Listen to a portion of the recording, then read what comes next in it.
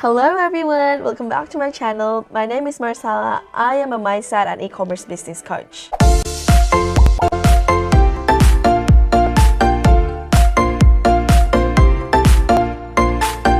In this video today, I'll be talking about the 5 tips and tricks on how to come up with your business name. I will also lay out the step-by-step guide on how I previously came up with my brand name. If you are an early stage entrepreneur, you will have agreed with me that choosing a brand name is nerve-wracking. You just want to make sure that you make the right choice. Naming a brand is like naming a baby.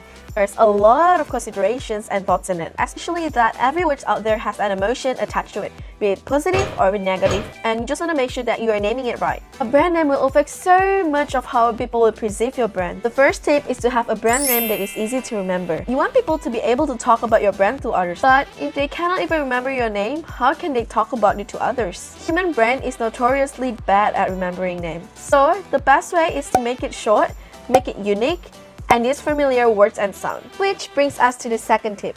Your brand name has to be simple and not confusing. Try not to use repetitive words or letters. Don't use words like beater. 3 repetitive letters are sure confusing.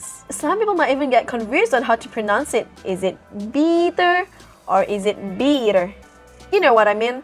It is important to have a name that is easy to say, spell, and type. If your business name is confusing or hard to spell, customer might find it hard to find you. And that's the last thing that you want to happen to your business. And the third tip is to use descriptive words that explain a bit about your brand, but not everything as well. Think about descriptive words around your products. It might be the functions, it might be the benefit, it might be the features, anything surrounding your business, surrounding your brand. For example, if you're selling handmade silver necklace, you can use words like jewel or delicate.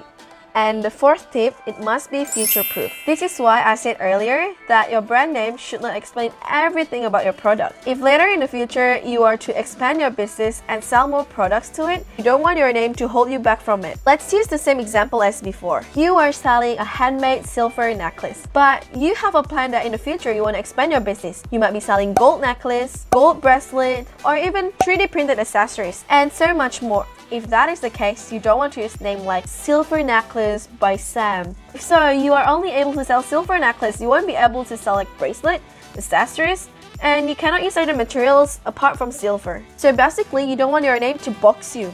It should be able to grow with the company and maintain relevance and be adapted for different product and brand extensions. And the fifth tip is you must love it.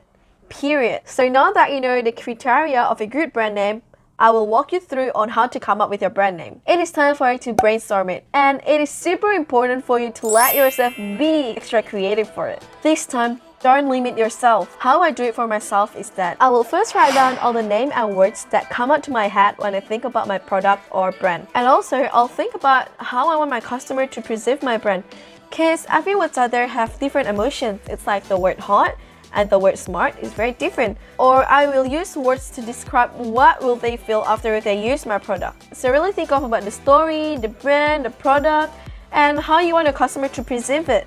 Write everything down in a piece of paper. So once I've got the list of the words, I will go to thesaurus and look for the synonyms. And I will keep on digging until I find a word that I love and that I think it will sound appealing to my target audience. For example, I am selling false eyelashes, and I like my brand name to be Beautiful Eyelashes. But I believe you will have agreed with me that it doesn't sound appealing at all. So what I do next is I will go to thesaurus and I will look for the synonyms. First, I search the synonym of beautiful, then I found splendid. And then I search again what's the synonyms of splendid, and then I found fabulous. And then if I combine the two, it will be fabulous eyelashes. But because it still sounds very long, then I can just shorten it into fab lashes, and it sounds much better now, right? If you have trouble with coming up with good words, you can go to Urban Dictionary to look for inspirations. It is even better if you can use the slang or the language that people in your niche is actually using. This way, they can feel more connected to you. Also, try to come up with several names and ask for feedbacks. You also want to make sure that the name you have chosen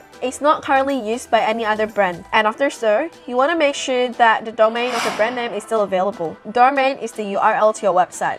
It's like www.marcellaetang.com. So that's my URL, and that's my domain name. You will also want to use .com as the extensions of your domain. If it is not available, .co or .net is the best next options. but I will still highly recommend .com. And I'll remind you again that you have to make sure that you love it. This is because your brand name is the first thing that's gonna come out of your mouth every time that you pitch about your business. So you just want to make sure that you love it and you're proud of it. Now that you already have a brand name, the next step is to create a logo. This will be as important as choosing a brand name, if not more. So if you want to know how to create a logo easy and free, click on the notification bell button so you'll be notified when I upload the video next week, because I'll be talking just about that next week. Also, if you want to learn about how to start an online business in 2019, make sure to check on my previous video. Also, I'm giving a free guide on how to come up with your product ideas. You just have to click on the link on the description box below. I hope you're having an amazing day and see you next week.